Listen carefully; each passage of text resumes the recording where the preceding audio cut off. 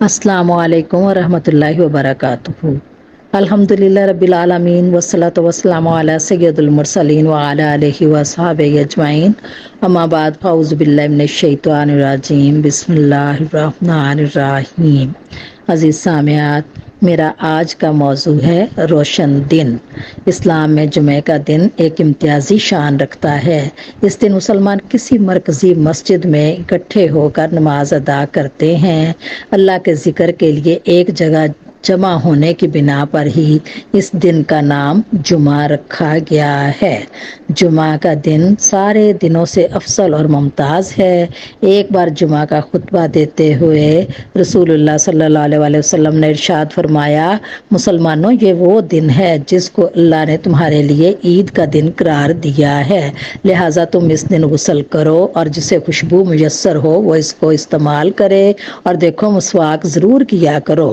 حضور صلی اللہ علیہ وسلم نے یہ بھی فرمایا کہ جمعے کی رات سفید رات ہوتی ہے اور جمعے کا دن روشن دن ہوتا ہے۔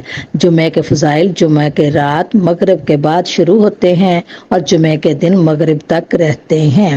مشہور بزرگ اور عالم حضرت امام غزالی فرماتے ہیں کہ جمعے کے دن کی برکتوں سے حقیقت میں وہی مومن مالا مال ہوتا ہے جو اس کے انتظار میں گھڑیاں گنتا رہتا ہے، اور اس سے غفلت برتنے والا بہت بد نصیب ہوتا ہے جسے یہ بھی معلوم نہ ہو کہ کب جمعہ آیا اور صبح کو لوگوں سے پوچھے کہ آج کون سا دن ہے۔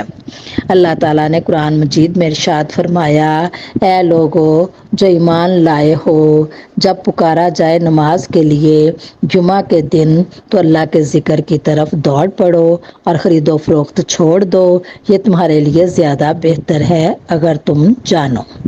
اس نماز کے لیے رسول اکرم صلی اللہ علیہ وسلم نے زوال کے بعد کا وقت مقرر فرمایا تھا، یعنی وہ وقت جو ظہر کی نماز کا وقت ہے۔ آپ صلی اللہ علیہ وسلم نے مصعب بن عمیر رضی اللہ تعالیٰ عنہ کو جو تحریری حکم بھیجا تھا، اس میں آپ صلی اللہ علیہ وسلم نے فرمایا تھا کہ جب جمعے کے روز دن نصف النہار سے ڈھل جائے تو 2 رکعت نماز پڑھ کر اللہ کے حضور تقرب حاصل کرو۔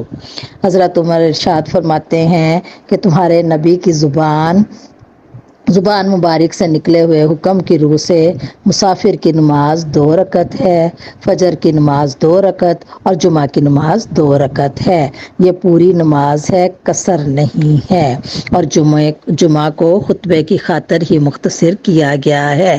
حضرت ابو ہریرہ رضی اللہ تعالیٰ عنہ روایت ہے کہ رسول اکرم صلی اللہ علیہ وسلم نے فرمایا کہ جمعہ کے روز ملائکہ ہر آنے والے کا نام اس کی آمد کی ترتیب سے لکھتے جاتے ہیں۔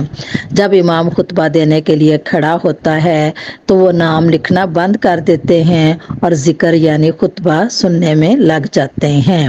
ایک خطیب کے لیے ضروری ہے کہ وہ اپنے خطبے میں اللہ تعالیٰ کی حمد و ثنا بیان کرے، رسول اکرم صلی اللہ علیہ وسلم پر درود بھیجے، شریعت کے احکامات پر عمل کرنے کی تلقین کرے، مسلمانوں کے ان کے دینی اور منصبی فرائض یاد دلائے، دین کی روشنی میں اپنے مسائل کو حل کرنے پر ابھارے، اچھی باتیں اختیار کرنے کی ترغیب دے، بری باتوں سے روکے، اور اس طرح ایمان والوں میں اخوت، بھائی چارے اور ایک دوسرے کے ساتھ ہمدردی اور اتفاق و اتحاد سے رہنے کی تلقین کرے۔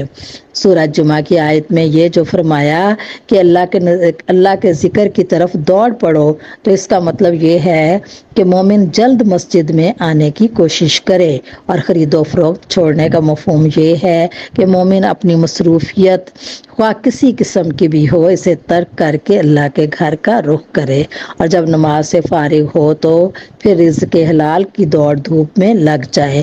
ایسا کرنے کی اللہ نے اجازت دی ہے۔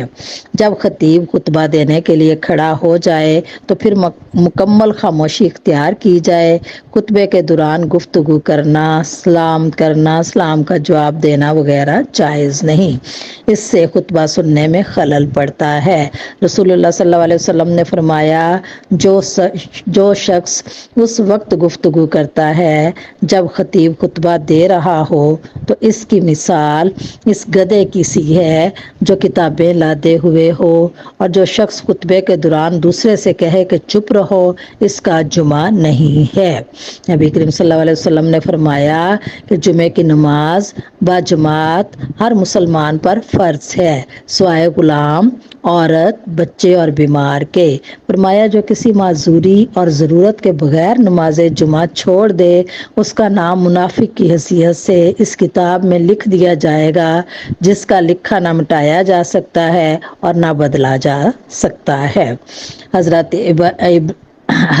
ابن عمر رضی اللہ تعالیٰ عنہ کہتے ہیں کہ ہم نے نبی اکرم صلی اللہ علیہ وسلم کو منبر پر یہ فرماتے سنا، لوگوں کو چاہیے کہ وہ جمعہ کی نماز ترک کرنے سے باز آ جائیں ورنہ اللہ ان کے دلوں پر مہر لگا دے گا اور پھر وہ غفلت میں مبتلا ہو کر رہیں گے۔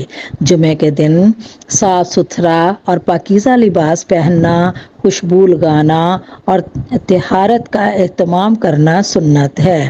آپ صلی اللہ علیہ وسلم کا ارشاد ہے جو شخص جمعے کے دن نہائے، اچھے کپڑے پہنے اور اگر میسر ہو تو خوشبو لگائے اور جمعے کی نماز کے لیے آئے اور لوگوں کی گردنوں پر سے ناپ لانگے، پھر کچھ نماز تحیۃ المسجد پڑھے جو اللہ نے اس کے مقدر میں لکھ دی ہے اور امام کے آنے سے نماز کے ختم ہونے تک خاموش رہے تو اس کے اس عمل سے ان سارے گناہوں کی تلافی ہو جائے گی جو پچھلے جمعے سے اس جمعے تک اس سے سرزد ہوئے تھے۔